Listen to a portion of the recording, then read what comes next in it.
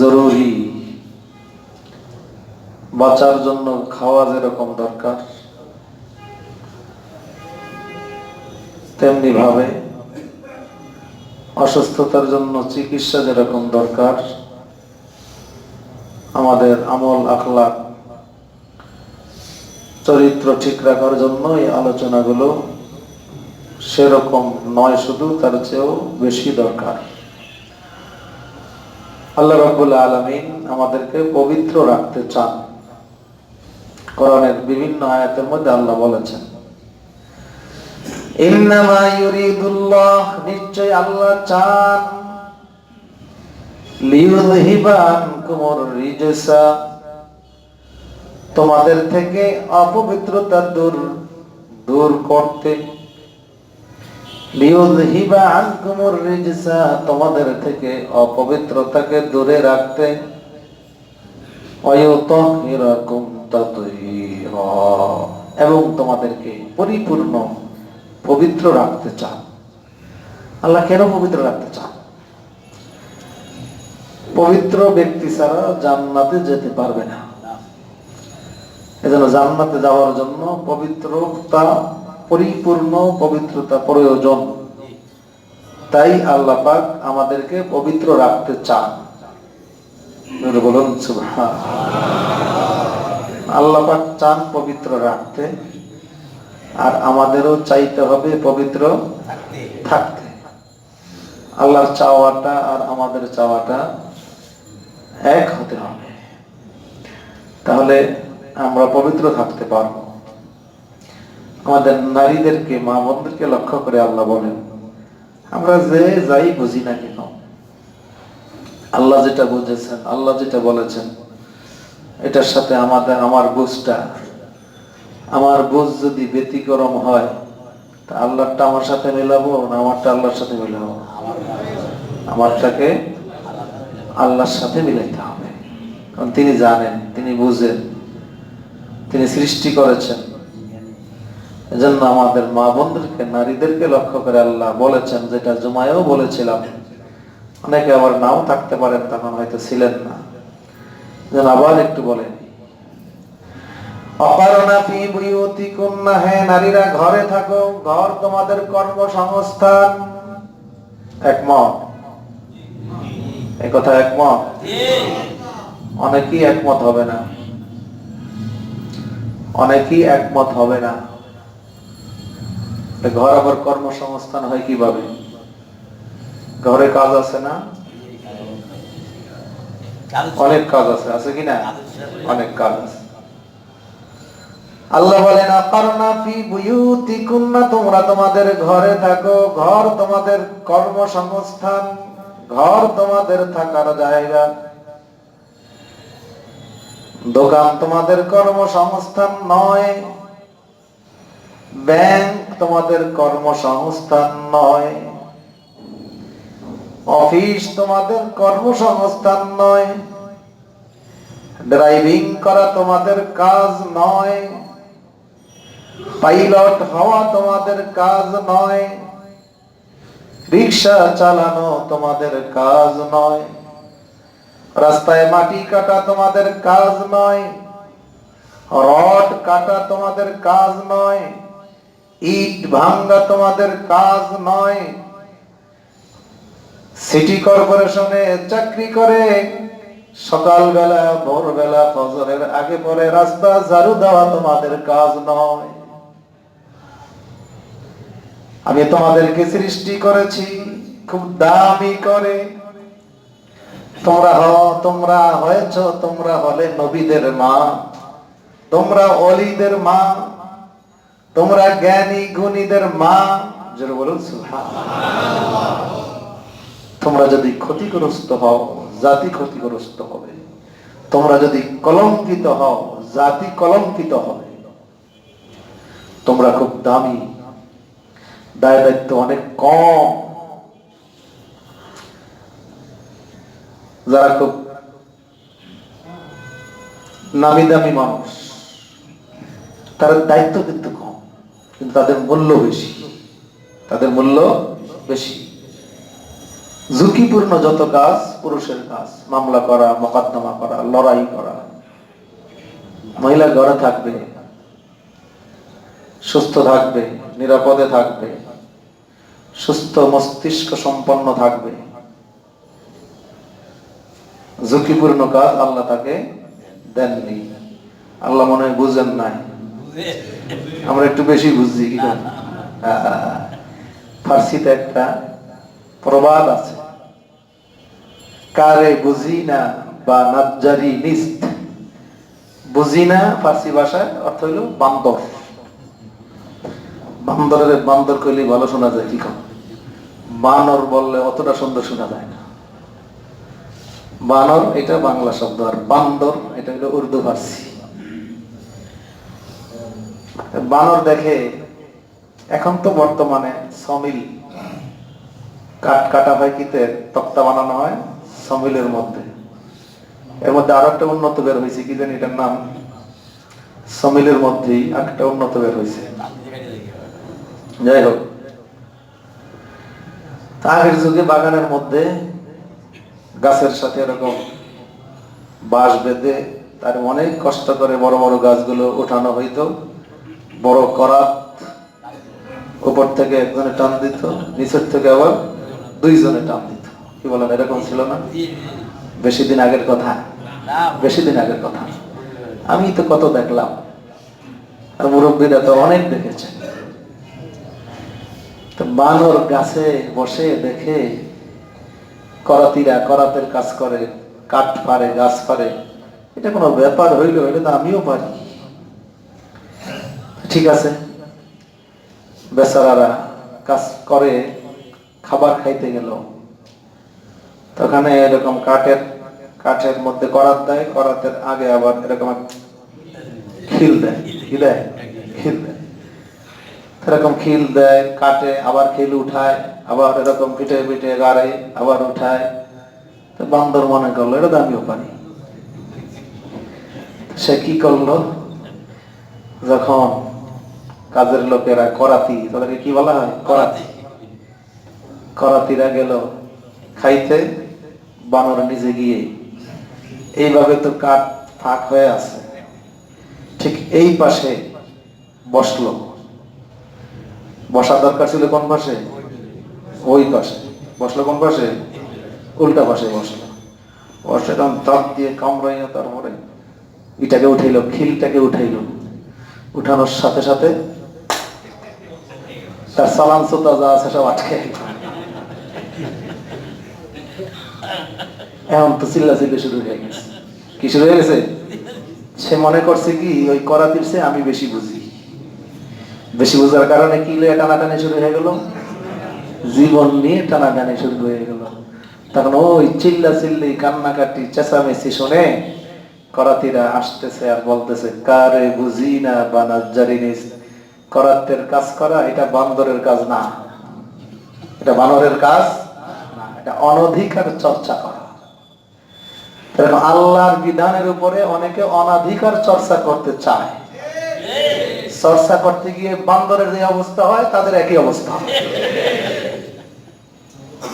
জানে, জীবনে, মানে, ইজ্জতে সব শেষ। ঠিক কিনা বলে? আল্লাহ বলেন, আকারনা ফি বুয়ুতিকুন্না, নারীরা ঘরে থাকবে, এটাই তাদের জন্য নিরাপদ ব্যবস্থা। এখন নারী স্বাধীনতা কামী যারা আছে, নারীবাদী যারা আছে, তারা কি বলে, এই হুজুরেরা নারীদের উন্নতির অন্তরায়। এই আলেম ওলামা এরা নারীদের উন্নতির পথে বাধা। উন্নতি বলতে কি বুঝাইতে চায় তারা? উন্নতি বলতে তারা অর্থনৈতিক উন্নতি বুঝাইতে চায়। ব্যাখ্যা করলে দেখবেন নারীরা যেই কাজকর্ম করে, অফিস আদালত করে, তাতে অর্থনীতিতে উন্নতি হয় না, বরং পুরুষেরা করলে উন্নতি বেশি হইত। নারীদের চাকরির জীবনে ছুটি কাটাইতে হয় বেশি। একটা আছে মাসে মাসে ছুটি, আর একটা আছে মাতৃত্বকালীন ছুটি। ছুটি তাদের বেশি কাটাইতে হয়, এজন্য কর্মচারী বেশি নিয়োগ দিতে হয়। সরকারের টাকা বেশি খরচ হয় না কম খরচ হয়? বেশি খরচ হয়। আরেক দল আছে ঠগানোর জন্য নারীদেরকে নিয়োগ দেয়।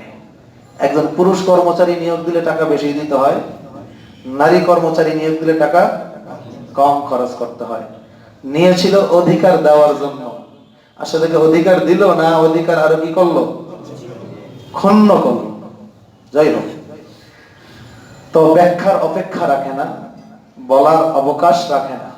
নারী আর পুরুষ যখন একই জায়গায় চাকরি করে, কাজ করে, একই অফিসে চাকরি করে পরস্পর, তখন সম্পর্ক হয়ে যায়। নিজের স্বামীর চেয়ে যদি ওই অফিসের কর্মচারী কর্মকর্তার চেহারা ভালো হয়, কথাবার্তা ভালো লাগে, ব্যবহার ভালো লাগে, তাহলে এক সময় স্বামীর প্রতি বিরক্ত হয়ে তাকে স্বামী বানানোর জন্য আগ্রহী হয়ে ওঠে। বাস্তবতা, বাস্তবে হয় কিনা বলেন? বাস্তবে তাই হয়। তারপরে কি হয়? সংসারের মধ্যে ফাটল সৃষ্টি হয়। কয়েক সন্তানের জননী নিজের আপন স্বামীকে ছেড়ে, সন্তান ছেড়ে আরেক দিকে কি করে, রওনা করে। এটা শান্তি? নাকি ঘরের মধ্যে থেকে আপন স্বামীকে বরণ করে আপন স্বামীর সাথে সংসার করা শান্তি? কোনটা শান্তি? আপন স্বামীর সাথে থাকাটাই কি শান্তি? আল্লাহ রাব্বুল আলামিন বলেন, কারনা ফি বুয়ুতিকুন্না, তোমরা ঘরে থাকো। এই কথায় সকল মানুষ একমত হয় না। যাদের ব্রেন সুস্থ আছে তারা এই কথা মানতে বাধ্য, যাদের ব্রেন অসুস্থ তারা এটা মানতে পারে না। ওয়ালা তাবাররাজনা তাবাররুজাল জাহিলিয়াতিল উলা। সিল আর বাজ পাখি দুইজনে মিলে পরামর্শ করেছে। সিল আর বাজ পাখি যে অনেকদিন পর্যন্ত খাবার জোটে না, কি করা যায়? গভীর এক পুকুরের পাশে গিয়ে গান গায়, ও পুকুরের কই মাছ, কতদিন পর্যন্ত আর পানির মধ্যে থাকবি? দেখো আমরা উড়ে উড়ে গোটা পৃথিবী ভ্রমণ করি, কত জায়গায় যাই, কত দেশে যাই। কই মাছ বলে, কি করার আছে আমার? তোমাদের মতো পাখাও আমাদের নাই, আর ওরার মতো ভ্রমণ করার মতো শক্তিও আমাদের নাই, যদিও মনে চায়। তোমার পাখা না থাকলে কি হবে? আমাদের তো আছে, তো থাকলে আমাদের কি লাভ? তো আসো, আমাদের কথা শোনো, তোমাদেরকে নিয়ে আমরা গোটা পৃথিবী ভ্রমণ করব, চিড়িয়াখানা দেখাবো, বোটানিক্যাল গার্ডেন দেখাবো, কক্সবাজার সমুদ্র সৈকত, কুয়াকাটা, যমুনা ফিউচার পার্ক, আরো কত কিছু আছে, তোমাদেরকে দেখাবো। কই মাছ কয়, আরে আল্লাহ, জীবনের বন্ধু পাইছিলাম না, আজকেই পাইছি মনের মতো বন্ধু। এরকম সিল পাখি আর বাজ পাখি মার্কা কিছু বন্ধু আছে না? মেয়েদেরকে পড়ায়, কি করে? পটায়, পটায় নিয়ে যায় কোন জায়গায়? হোটেলে। কতক্ষণ পর কি হয়ে বের হয়? কি হয়ে বের হয়? লাশ হয়ে বের হয়। আহা, জান শেষ, জীবন শেষ, ইমান শেষ, আমল শেষ। তো কই মাছে কয়, আরে আল্লাহ, এর চেয়ে বড় বন্ধু আর কোনোদিন হয় না। কিভাবে উঠবো? কই মাছের আবার বুদ্ধি আছে, কানে হেঁটে তারপরে উঠতে পারে, কোন রকম পাশে আসছে, কি খপ করে ঠিক মাথার মধ্যে ধরছে, কল্লার মধ্যে কামড়ায় ধরছে। ভাই মরে গেলাম, তো মরে গেলাম, হিসে কোন সমস্যা নাই, তোমাকে নিয়ে ভ্রমণ করবো। গাছের ডালে বসে কই মাছের মাথা খাইতে বড় মজা, সবাই আর খায়। কই যাইবা না বোটানিক্যাল গার্ডেন? কই একটু পরেই যাবো। ভ্রমণ করবা না? ভ্রমণ করবো। প্রতারণা। কি করলো? প্রতারণা করলো। মাছ পানিতে থাকা, মাছ, পানি হলো মাছের নিরাপদ জায়গা, পানি হলো মাছের নিরাপদ জায়গা। এই প্রতারক বাজ পাখি আর চিলের কথা শুনে সে যখন তাকে ধরা দিল, তার সাথে উঠতে চাইলো, উঠতে তো আর পারলো না, জীবন কি হয়ে গেল? শেষ হয়ে গেল। আমাদের মা বোন সরল সহজ মনা, মহিলাদের মন খুব সরল, অধিকাংশ অধিকাংশ যদি একটা ব্যতিক্রম থাকতে পারে, সেটা বিচ্ছিন্ন ঘটনা। এরকম কিছু ঘটে না আমাদের? বিচ্ছিন্ন ঘটনা, সেটা আলাদা কথা। কিন্তু সরল সহজ মনা, তারা খুব লোভে পড়ে যায়, কথায় তারা কি নরম হয়ে যায়, চোখে তাদের তাড়াতাড়ি পানি আসে, এজন্য আল্লাহ বলেন ওদেরকে নিরাপদ জায়গায় রাখতে হবে, ওদেরকে নিরাপদ জায়গায় রাখতে হবে, ওদেরকে কারো না কারো অধীনে রাখতে হবে। নিজের জীবন রক্ষা করার জন্য সেই বুদ্ধি, সেই বিবেচনা, সেই বিবেক তাদের নাই। জন্ম থেকে শুরু করে মৃত্যু পর্যন্ত যে কোনো একজন অভিভাবকের অধীনে নারীকে রাখতে হবে। জোরে বলুন সুবহানাল্লাহ। আর-রিজালু কাওয়ামুনা আলান নিসা, পুরুষেরা নারীদের অভিভাবকত্ব করবে। জন্মের পরে বাবা মা, বাবা না থাকলে ভাই, কখনো স্বামী, কখনো ছেলে, কখনো ছেলে হবে মার অভিভাবক। কত সুন্দর কথা। একজন মহিলা হজ করতে যাবে, একজন পুরুষ হজ করতে যাবে। বর্তমান বাজারে যদি হজে যাওয়ার জন্য 4 লক্ষ টাকা লাগে, একজন পুরুষের খাবার দাবার ভরণ পোষণ সব খরচ বাদে যদি অতিরিক্ত 4 লক্ষ টাকা থাকে, তাহলে পুরুষের উপরে হজ ফরজ। একজন মহিলার 4 লক্ষ টাকা থাকলে হজ ফরজ হবে না, বরং সে যাবে সাথে আরেকজন মুহরিম আত্মীয়কে নিয়ে যাওয়ার মতো। টাকা পয়সা থাকলে 8 লক্ষ টাকা হইলে হজ ফরজ হবে। বড় সুবহানাল্লাহ। আর যদি এমনিতেই তার স্বামী অথবা ভাই অথবা বাবা হজে যাওয়ার থাকে, তাহলে আর 8 লাখ টাকার দরকার নাই, তার 4 লাখ টাকাই কি যথেষ্ট। এমনি এমনি যদি যাওয়ার থাকে, বর্তমানে সেখানেও তো 2 নম্বরই চলে। 2 নম্বরই চলে কিনা? মুহরিম না, মাহরাম নয়, তাকেও মাহরাম বানায় নেয়, আমার আপন ভাই। অনেক সময় তো স্বামীও বানায় কিনা? 2 নম্বরই করে, সব জায়গায় 2 নম্বরই চলে। রাসূল পাক সাল্লাল্লাহু আলাইহি ওয়াসাল্লাম বলেন, আন ইবনে আব্বাস রাদিয়াল্লাহু তাআলা আনহু, কষ্ট হয় আপনাদের? জানা দরকার নাকি বলেন? আমার তো এই বিষয়ে আমরা অনেকেই অজ্ঞ বলবো না, জ্ঞাত নয় এটা আমি বলবো, মূর্খ বলবো না, কিন্তু জানা নাই এটা আমি বলবো। عن ابن عباس رضي الله تعالى عنه قال قال النبي صلى الله عليه وسلم لا تسافر المرأة إلا مع ذي محرم। আল্লাহর নবী বলেন, মহিলা একা একা ভ্রমণ করতে পারবে না, একা একা সফরে বের হতে পারবে না, তার সাথে কোনো না কোনো একজন মাহরাম থাকতে হবে। হয়তো স্বামী, না হয় আপন ভাই, না খালাতো ভাই, মামাতো ভাই, ফুফাতো ভাই, ওইটা আরো বেশি সমস্যা। একটা অপরিচিত লোকের চেয়ে খালাতো ভাইটা আরো বেশি সমস্যা। হ্যাঁ, অন্য হাদিসে এসেছে। আচ্ছা, যখন আসে তখন বলবো, এখন মনে আসে না। ওয়ালা ইয়াদখুলু আলাইহা রাজুলুন ইল্লা মা'আহা মাহরামুন। তাহলে একা একা সে কি করবে না? সফর করবে না।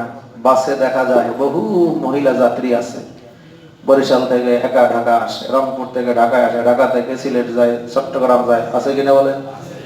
পথের মধ্যে তার জানের নিরাপত্তা কোথায়? তার ইজ্জতের নিরাপত্তা কোথায়? এরাই তো বিপদে পড়ে, কারো পটানিতে পড়ে যায়, তারপরে এক সময় যে কোনো একটা বিপদের সম্মুখীন হয়ে যায়। فقال رجل يا رسول الله, এক ব্যক্তি বলল, হে আল্লাহর রাসূল, ইন্নী উরিদু আন আখরুজা ফি জাইশিন কাযা ওয়া কাযা। এক সাহাবী বলল, ইয়া রাসূলুল্লাহ, আমি অমুক যুদ্ধে যাব। ওয়া ইমরাতি তুরিদুল হাজ্জা, অথচ আমার স্ত্রী হজের নিয়ত করেছেন। এখন আমি যুদ্ধে চলে যাব, আমার স্ত্রী একা একা হজে যাবে।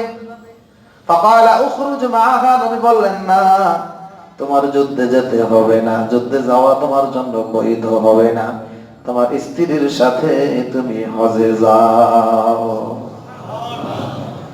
একা একা বের হইতে দেওয়া যাবে না। ঘর থেকে আপনার 16, 17, 18 বছরের মেয়েটিকে বের করে দিয়েছেন, যাবে কোথায়? কলেজে। যাবে কোথায়? ইউনিভার্সিটিতে।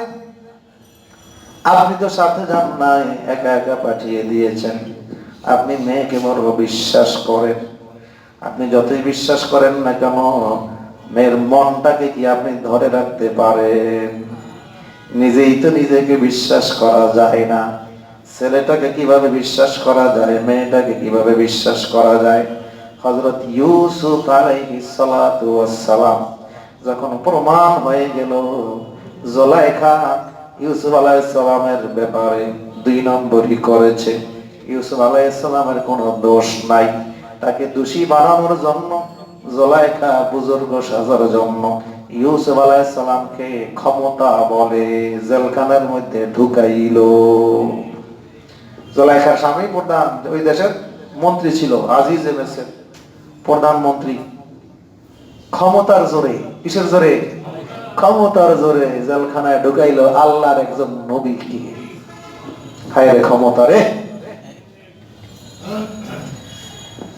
ক্ষমতার বলে ঢুকাইলো হযরত ইউসুফ আলাইহিস সালামকে জেলখানায়। আল্লাহর নবী ইউসুফ আলাইহিস সালাম জেলখানার মধ্যে জীবন যাপন করে। সেখানেও মুশরিকদেরকে দ্বীনের দাওয়াত দেয়, মুশরিক মুসলমান হয়ে যায়। বলুন সুবহানাল্লাহ।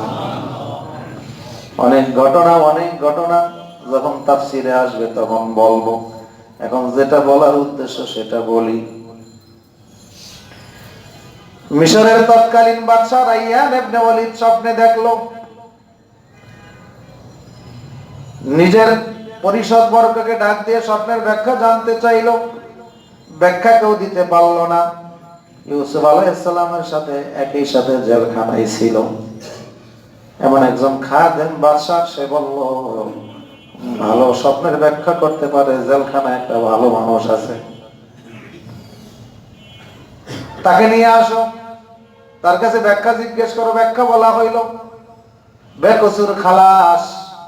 ইউসুফ আলাইহিস সালামকে মুক্তি দেওয়া হলো, জেলখানা থেকে বের হবেন।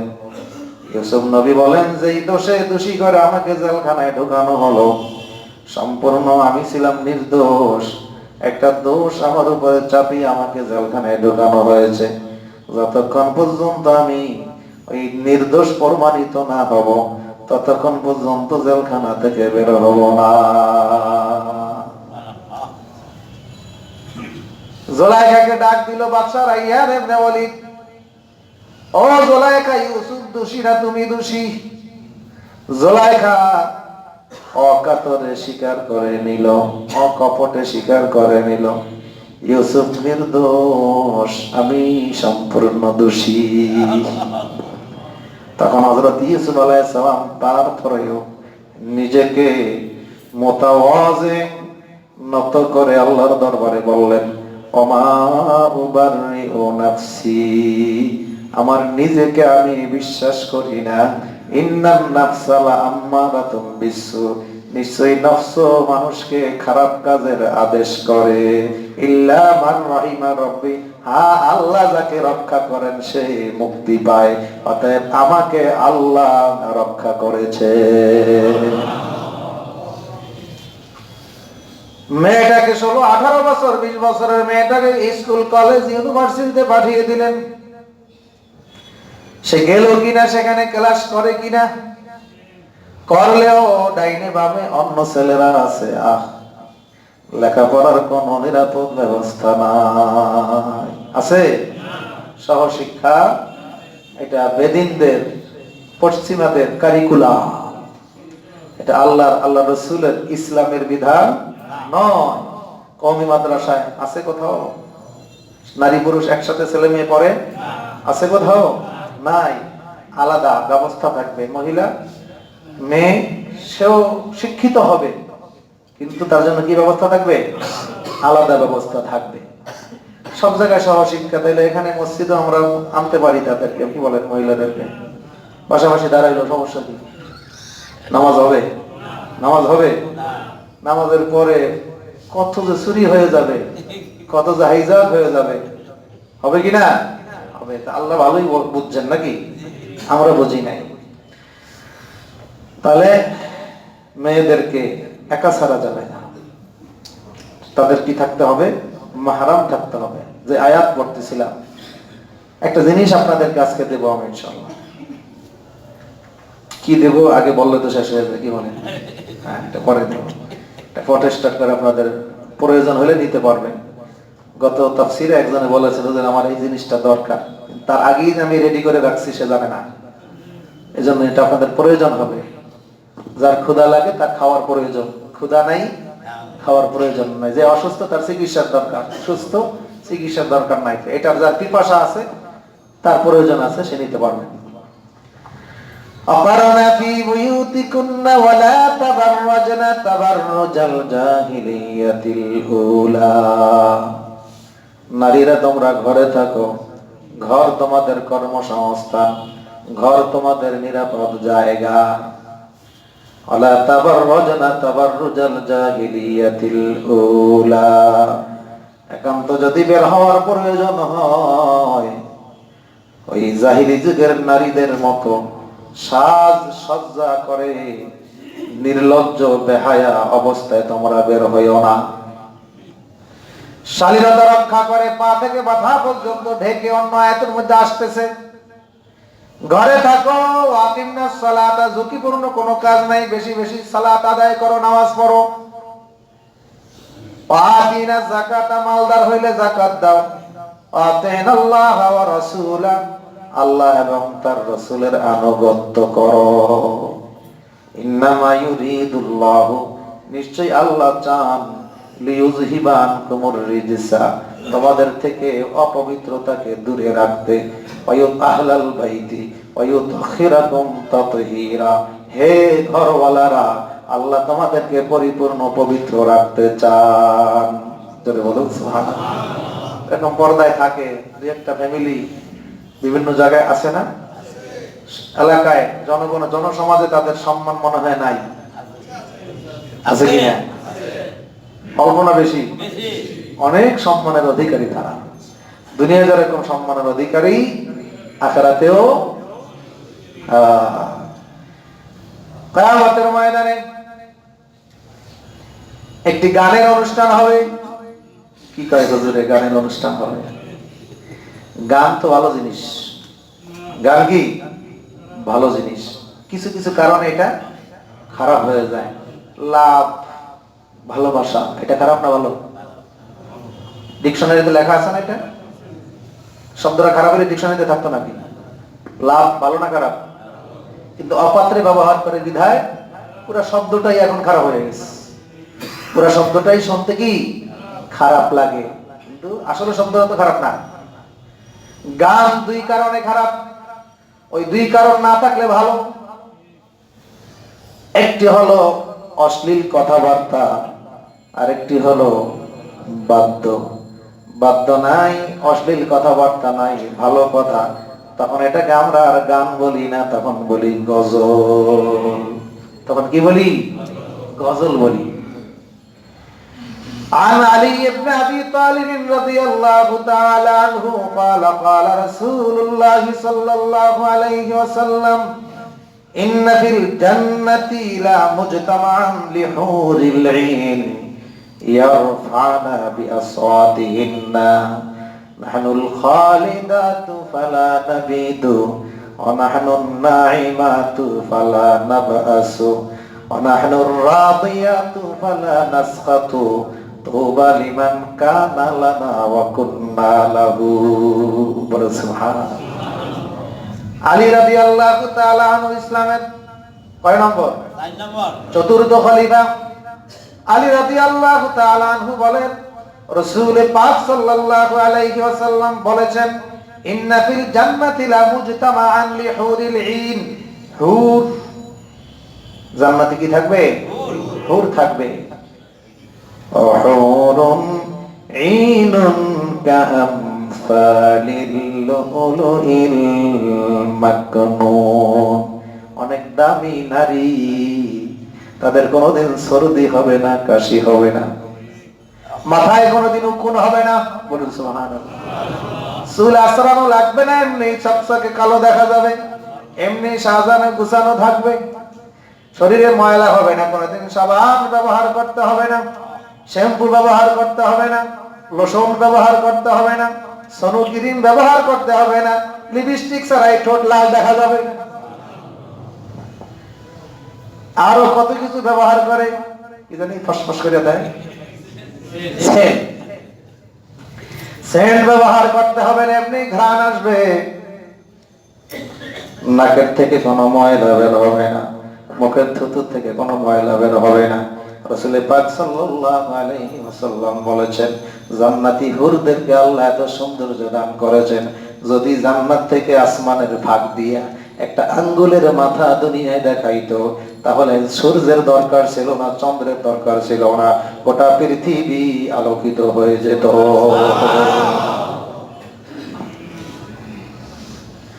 যদি জান্নাতি কোন হুর দুনিয়ার বুকে একটু থুতু ফেলতো, কিয়ামত পর্যন্ত মানুষ ঘ্রাণে পাগল করা হয়ে যেত। আছে জান্নাতের বর্ণনার মধ্যে। আপনারাও যদি থাকেন, আল্লাহ যদি আমাকেও রাখে, সুস্থ রাখে, ইনশাআল্লাহ ধারাবাহিক আলোচনা আসবে। যেদিন জান্নাত ধরবো 6 মাস লাগবে, 6 মাস জান্নাত, কি বলেন? জাহান্নাম ধরলে ওইটাকে বেশিক্ষণ রাখা যাইবে না, তাড়াতাড়ি শেষ করতে হবে, ওটা হলো বিপদ। আর জান্নাত পাইলে সহজে ছাড়া যাবে না, কি কম? তো ইন্না ফিল জান্নাতি লামুজতামাআন লিহুরিল ঈন, হুর যারা এত সুন্দরী, এত রূপসী, এমন পোশাক, রেশমি পোশাক তাদের পরিধানে থাকবে, পোশাকের ভিতর থেকে তাদের শরীর দেখা যাবে, শুধু শরীর নয়, হাড্ডি দেখা যাবে, হাড়ের মধ্যে যে মজ্জা থাকে তাও দেখা যাবে। সবচেয়ে কম হুর যাকে আল্লাহ দান করবেন, জান্নাতের একেবারে থার্ড ক্লাস জান্নাতে যারা থাকবে, তাকেও 70 আর 2 72 জন হুর আল্লাহ দান করবেন। হুরুল মামজাদ में नेमत है तो হুরুল মামজাদ में नेमत है तो सबसे बेहतर नेमत दीदार तू, बोलो सुभान अल्लाह।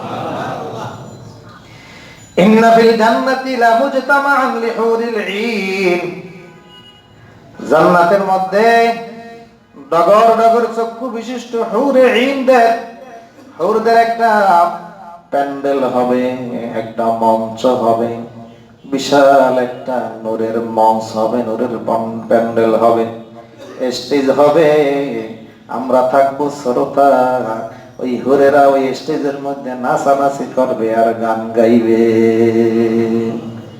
নাজায়েজ না? নাজায়েজ জায়েজ সব তো দুনিয়া, পরকালে নাজায়েজ বলতে কিছু থাকবে না। কি বলবে সেই গানের মধ্যে? নাহনুল খালিদাতু ফালা নাবিদু ওয়া নাহনুন নাঈমাতু ফালা নাবআসু ওয়া নাহনুর রাদিয়াতু ফালা নাসখাতু তুবা লিমান কানা লানা ওয়া কুন্না লাহু ওয়া কুন্না লাহু। জোরে বলুন সুবহানাল্লাহ। নাহনুল খালিদাতু ফালা নাবিদু, আমরা চিরস্থায়ী তোমাদের সাথী, তোমাদের সঙ্গী। ফালা নাবিদু, কোনদিন আমরা ধ্বংস হব না, কোনদিন আমরা মারা যাব না। দুনিয়ার স্বামী স্ত্রীর কত ঘটনা, বিবাহের পরে সাক্ষাৎ হওয়ার আগেই অনেকে মারা যায়। স্বামী স্ত্রী নতুন বরযাত্রী, নতুন বর করে, নিজের বাড়ির থেকে শ্বশুর বাড়ি রওনা করেছে, পথের মধ্যে গাড়ি অ্যাক্সিডেন্ট হয়ে দুজন মারা যায়। ঘটনা ঘটে কিনা এরকম বহু ঘটনা আছে। আর জান্নাতি হুরেরা বলবে, ও আমাদের স্বামীরা, ও আমাদের সাথীরা, নাহনুল খালিদাত, চিরস্থায়ী তোমাদের সাথে থাকবো। 200 বছর, 500 বছর, 2 কোটি বছর, আরে আল্লাহ, আবাদুল আবা, চিরস্থায়ী তোমাদের স্ত্রী আমরা, বলুন সুবহানাল্লাহ। নাহনুল খালিদাতু ফালা নাবিদু ওয়া নাহনুন নাঈমাতু ফালা নাবআসু ওয়া নাহনুর রাদিয়াতু ফালা নাসখাতু তুবা লিমান কানা লানা ওয়া কুন্না লাহু ওয়া কুন্না লাহু। তোমাদের সাথে থাকবো, আমরা খুশি আছি তোমাদের উপরে, কোনোদিন খোটা দিব না। আমার জীবন জ্বালাইতে জ্বালাইতে শেষ করলো। রাগ করবো না, চোখ গরম করবো না, কথায় কথায় জবাব দেব না,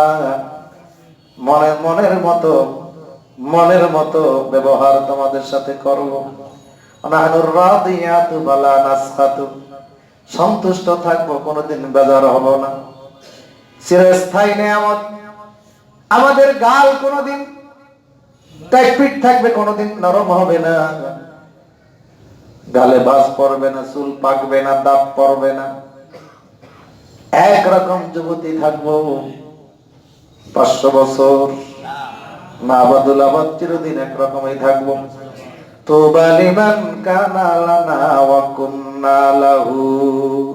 সুসংবাদ তোমাদের জন্য, সুসংবাদ আমাদের জন্য, আমরা তোমাদের জন্য, তোমরা আমাদের জন্য। এই গানের কয়েকটা লাইন শোনাইলাম। কেন শোনাইলাম? সামনে আসেন। অকারণা ফি বুয়ুতিকুন্না, যারা আল্লাহর এই কথা মানে আর ঘরের মধ্যে থাকে, বাহিরে বের হয় না, চাকরির অপার আছে বের হয় না, বাসার পাশে চিড়িয়াখানা, বেপরদা হওয়ার কারণে সেখানেও যায় না, কক্সবাজার সমুদ্র সৈকত যাইতে মনে চায়, তারপরেও সেখানে যায় না, পর্দার কোনো ব্যবস্থা নাই।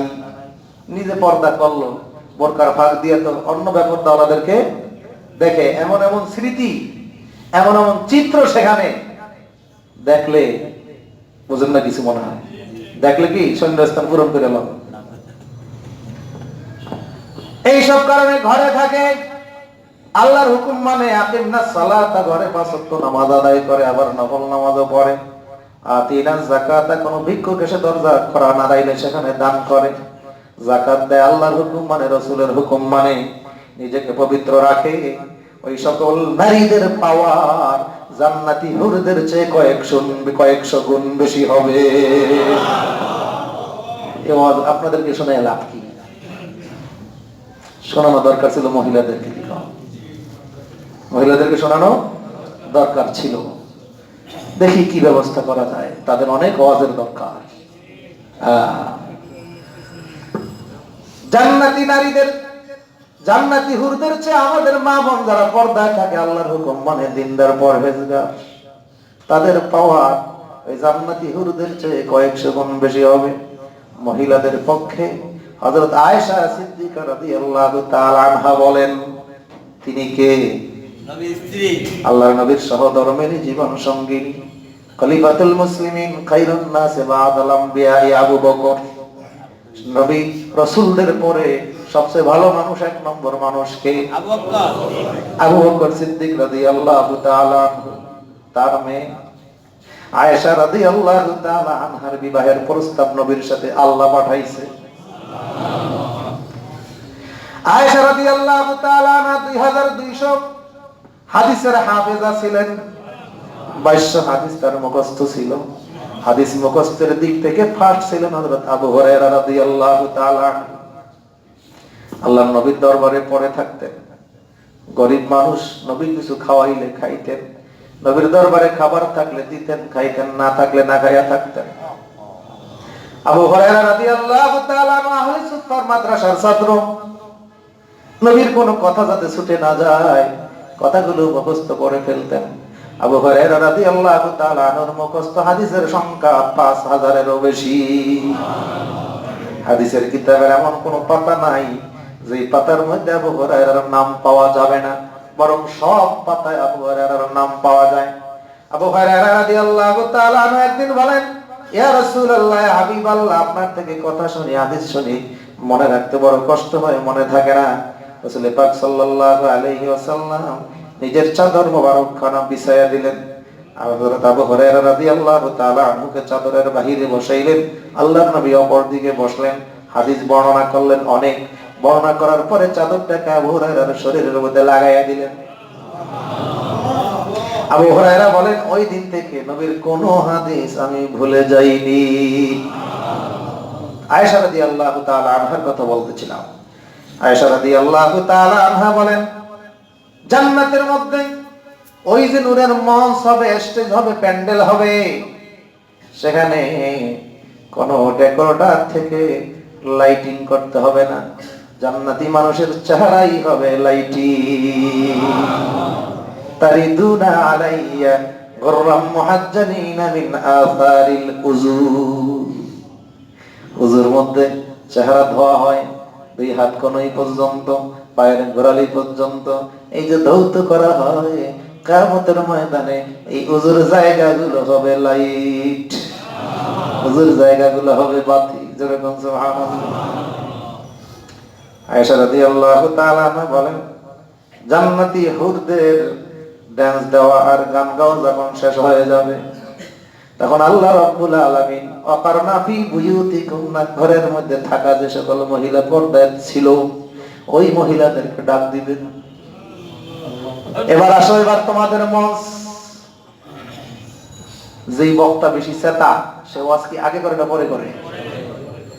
তাই কখন করে? পরে করে।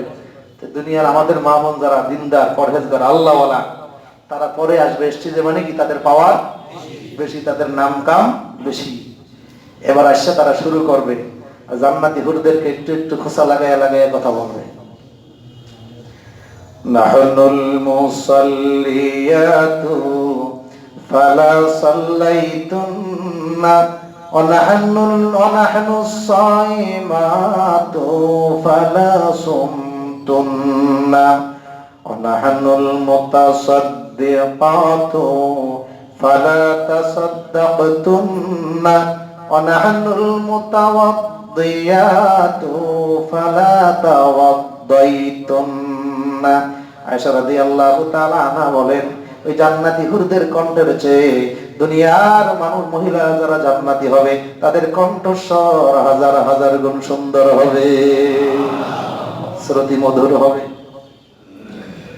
দুনিয়ার জান্নাতি নারীরা বলবে, দুনিয়াবী নারী যারা জান্নাতি হবে, তারা বলবে তাদের গানের মধ্যে, নাহনুল মুতাওয়াদ্দিয়াতু ফালা তাওয়াদ্দাইতুন্না, আমরা তো দুনিয়ায় ওযু করেছিলাম, ও জান্নাতি হুরেরা, তোমাদের কোনোদিন নামাজও ফরজ ছিল না, তোমাদের ওযুও করতে হয় না, বিনা ওযুতে ছিলা তোমরা। কি কয়? আমরা দৈনিক 5 বার ওযু করেছি, তোমরা তো ওযু করো না, ওযু ছাড়া। আনাহুল মুসাল্লিয়াতু ফালা সাল্লাইতুন্না, তোমাদের উপরে নামাজ ফরজ ছিল না, কোনোদিন নামাজ আদায় করো নাই, আমরা দৈনিক 5 ওয়াক্ত নামাজ আদায় করেছি। এইজন্য আমাদের ঠেলা বেশি, এইজন্য আমাদের পাওয়ার বেশি। অনাহনুস সাইমাতু ফালা সুমতুন্না, চৈত্র মাসের রোজা কি যে মজা, তোমরা কোনোদিন বুঝো নাই।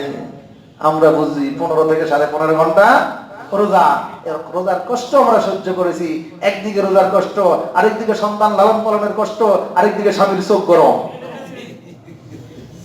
অনেক কষ্টের সমন্বয় সমাহার আমাদের জীবনে ঘটেছে। এই জন্য আল্লাহ তোমাদের চেয়ে আমাদের পাওয়ার আরো বাড়িয়ে দিয়েছেন, তোমাদের কণ্ঠের চেয়ে আমাদের কণ্ঠ আরো সুন্দর করে দিয়েছেন।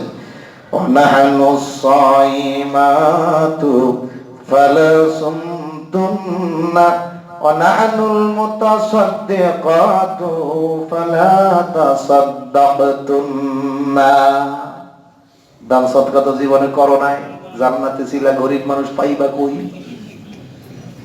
জীবনে যাকাত দাও নাই, নফল দান সদকাও করো নাই। আমরা যাকাত দিছি, রমজান মাসে ফিতরা দিছি, কুরবানির সময় দান করছি, তারপর কোন ভিক্ষুক আসলে তাকে দান করেছি। অনেক দান সদকা করার সুযোগ আমাদের জীবনে ঘটেছে, তোমাদের জীবনে ঘটে নাই। এজন্য আমরা দান করার কারণে তোমাদের চেয়ে শ্রেষ্ঠ, এজন্য তোমাদের চেয়ে আমাদের দাম বেশি। যারা স্ত্রী তারা হবে জান্নাতি হুরদের পরিচালক। কি হবে? ম্যাডাম, ম্যাডাম, ম্যাডামের কাছে জিজ্ঞাসা করে সব কাজ করা লাগবে, এত পাওয়ার হবে তাদের। জোরে বলুন সুবহানাল্লাহ। আর যদি আল্লাহর হুকুম না মানে, জাহান্নামের ডাস্টবিনে পাওয়া যাবে। কোথায়? জাহান্নামের ডাস্টবিনে। নিজের স্ত্রীকে, নিজের মেয়েকে, নিজের মাকে, নিজের বোনকে জাহান্নামের ডাস্টবিনে নিবেন নাকি জান্নাতের মিনারায় রাখবেন? কোথায়? বুঝাইতে হবে। ওয়াজ শুনছেন, মাথার মধ্যে পরিকল্পনা শুরু হয়ে গেছে, হায়রে হুজুর ওয়াজ তো আপনি করলেন, বাসায় গেলে আমি করলে তো উল্টা শুরু হয়ে যাবে। আছে না অনেকের ঘরে এরকম? আবার অনেকের ঘরে আল্লাহ দিছে রাবেয়া বসরি, যা কয় তাই শোনে, যা বলে তাই শোনে, উল্টা পাল্টা বলে না। এজন্য একদিনে হবে না, একদিনে হবে না। এক হুজুরের কাছে গেছে এক ব্যক্তি, কয় হুজুর আমার স্ত্রীর মিলিটারি মেজাজ, ঘরে গেলে অশান্তি আর অশান্তি, ঝগড়া আর কাজিয়া, বুঝেন না? হুজুর আমার একটা তাবিজ দেন। হুজুরের কাছে তাবিজ আনতে যায়। হুজুর বলে যে আপনি কি আপনার স্ত্রী সালাম দেন? না হুজুর, জীবনেও দেয়নি। তা আপনার তাবিজ হইলো ঘরে গিয়ে সালাম দিবেন। হুজুর এটা একটা তাবিজ হইলো, আর তাই না, ব্যবহার করেন না, ব্যবহার করার পরে দেখা যাবে তাবিজে কি হয় না হয়। জীবনে তো সালাম দেয় না, শরমে বাঁচে না। ঘরের দরজা খুলছে, চোখ বুঝছে আসসালামু আলাইকুম। স্ত্রী ব্যাটখানি একটা দিয়েছে, চোখের মধ্যে কালোর মুখ আল্লু একটা সালাম লই আইছে। হুজুরের কাছে গেছে, ইমাম সাহেব হুজুর কি তাবিজ দিলেন? তাবিজে তো রিঅ্যাকশন করছে। বেজার হয়েছে না খুশি হয়েছে? না, ফেটকে হাসে দিছে। তাবিজে রিঅ্যাকশন করে না, তাবিজে রিঅ্যাকশন শুরু হয়ে গেছে। আজকে আর বেজার না, আজকে কি খুশি। সালাম দেওয়া ছাড়বেন না। হাদিস শরীফে এসেছে, হযরত আনাস রাদিয়াল্লাহু তাআলা আনহু আল্লাহর রাসূল ডাক দিয়ে বলেন, হে আনাস, যখন ঘরে প্রবেশ করবে সাল্লিম আলা আহলিল বাইত, ঘরওয়ালাদেরকে সালাম দাও, তাতে তোমার বরকত হবে। কি হবে? বরকত হবে। আজকে বাসায় গিয়ে সালাম দিব না ইনশাআল্লাহ? সবাই সালাম দেবে। কেউ কিছু কয় বলবা যে ইমাম সাহেব কইছে সালাম দিতে, আমার কি দোষ? কি বলবেন? হুজুরে সালাম দিতে কইছে, আমার কি দোষ? আচ্ছা, যত দোষে হুজুরের হবে। এখন দৈনিক সালাম দেয়, ইমাম সাহেব বলেছে সালাম দিতে, এটাই তাবিজ। সালাম অর্থ কি? আসসালামু আলাইকুম, তোমার উপরে আল্লাহর রহমত শান্তি বর্ষিত হোক। দৈনিক শান্তির দোয়া করে, দুই একটা কি কবুল হয় না? দৈনিক শান্তির রহমতের দোয়া করে, সালাম দেয়, চুপচাপ থাকে, কয়েকদিন পরে সালামের জবাব দেয়। এবার স্ত্রী আগে সালাম দেওয়ার জন্য রেডি হয়ে থাকে। তাই জন্য দোয়া করা একদিনে হবে না। ডাক্তার একদিনই অ্যান্টিবায়োটিক দেয় না, কি বলেন? প্রথম নরমাল ডোজ দেয়, দ্বিতীয়তে যখন রোগ সারে না তখন হায়ার অ্যান্টিবায়োটিক দিয়ে দেয়। এজন্য আগে থেকে চেষ্টা করতে হবে, বই পুস্তক বাজার আছে, নিতে হবে, নিয়ে পড়তে হবে, পড়াইতে হবে, শোনাইতে হবে। এরপরে আরো যত পদক্ষেপ আছে সব গ্রহণ করার পরে ইনশাআল্লাহ ঠিক হয়ে যাবে। আর একটু সামনে চলবে, অনেকে তো চলে যায়, দেখি অল্প একটু। ইয়া নিসাআন নবী লাস্তুন্না কাআহাদিম মিনান নিসাই ইন ইত্তাকাইতুন্না ফালা তাখদানা বিল কওলি ফায়াতমাআল্লাযী ফী কলবিহি মারাদুন ওয়া কুলনা কাওলাম মা'রুফা। বলবেন হুজুর একটা বিপদে বাজাইয়া দিলেন। বাংলাদেশের একজন গণ্যমান্য ব্যক্তির নাম বললে সাথে সাথে চিনবেন, নামটা বলা যাবে না, বললে সমস্যা আছে। পত্রিকার লাইনে, হেডলাইনে তার একটা লেখা এসেছে, কয়েক বছর আগে আমি পড়েছি, মাঝে মধ্যে আসে, কয় পর্দার দোহাই দিয়া নারীদেরকে ঘরে রাখা যাবে না। আরেকটু জোরে বুঝছেন? এখানে নাউজুবিল্লাহ বলতে হবে, এখানে সুবহানাল্লাহ চলবে না, এখানে কি নাউজুবিল্লাহ বলতে হবে। আল্লাহ কয় ঘরে রাখো, আর উনি কয় পর্দার দোহাই দিয়ে নারীদেরকে ঘরে রাখা যাবে না। আপনি আমি হয়তো বা চিন্তা করব, দুইজনে যদি চাকরি করি, আমি 20,000, আমার স্ত্রী 20,000, 40,000। হুজুরের কথা তো আসলে এটা মানলে হবে না। দুইজনের 40,000-এ কি তাড়াতাড়ি উন্নতি হবে? হাসপাতাল গেলে যদি 5 লাখ যায়, হাসপাতাল গেলে 5 লাখ যাইতে পারে না? পারে কিনা? গেলই না মনে করে। আপনার স্ত্রী যখন ঘর থেকে বের হবে, আপনার মেয়েটা যখন ঘর থেকে বের হবে, রাস্তার দুই পাশের মানুষগুলো নিচে তাকায় থাকবে, ওনার দিকে কেউ তাকাইবে না।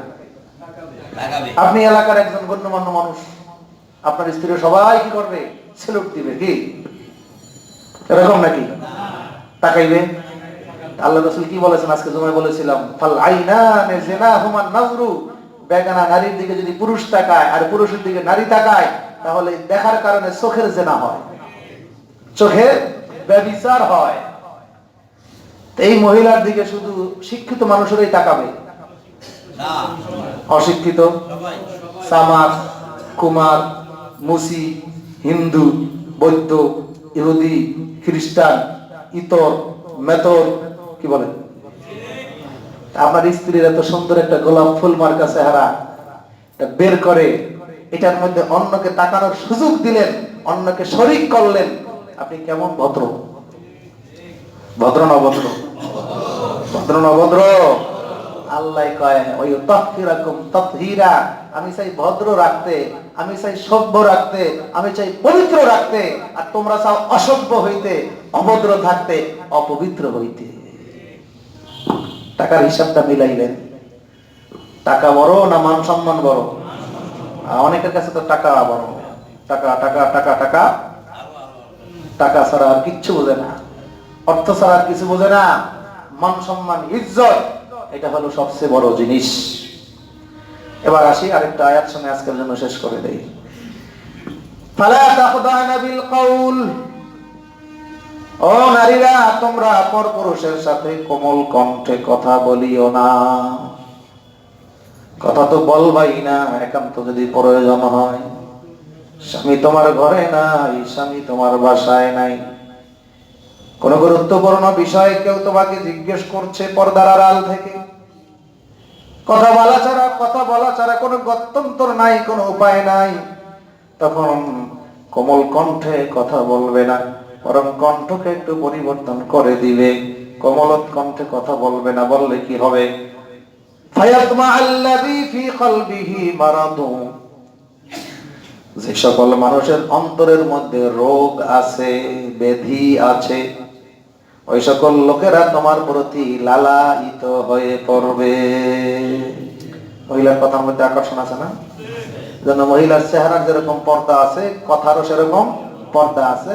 শুধু তাই নয়, মহিলার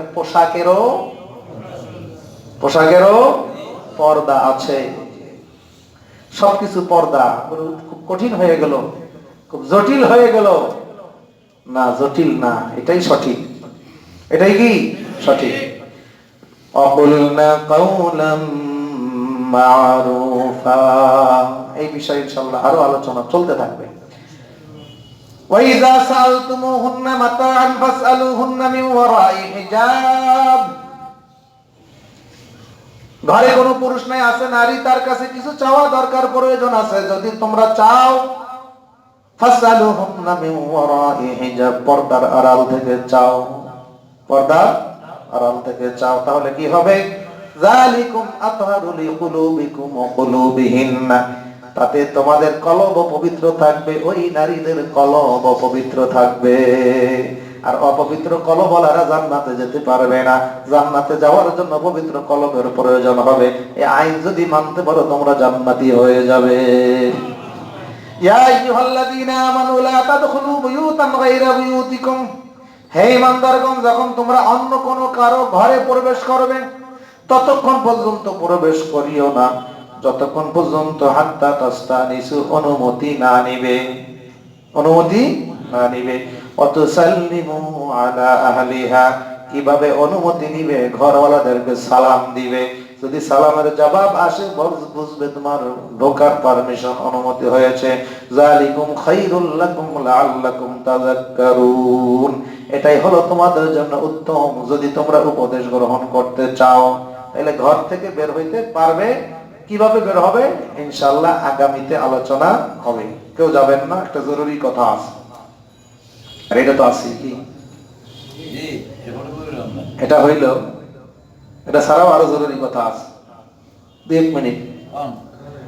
এটা হইল, পুরুষেরা যে সকল মহিলার সাথে দেখা দিতে পারবে এমনি অনায়াসে, তাদের একটা লিস্ট।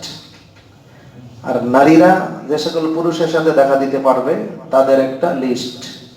একটু বাসায় নিয়ে গেলেন, পড়াইলেন, কি বলেন? ভালো হয় না? আমার কাছে কপি নাই, নিলে ফটো স্টার্ট করে নিতে হবে ইনশাআল্লাহ। যদি আপনারা বলেন ফটো করে রাখবো, আগামী জুমায় অথবা আগামী তাফসিরে নিয়ে গেলেন।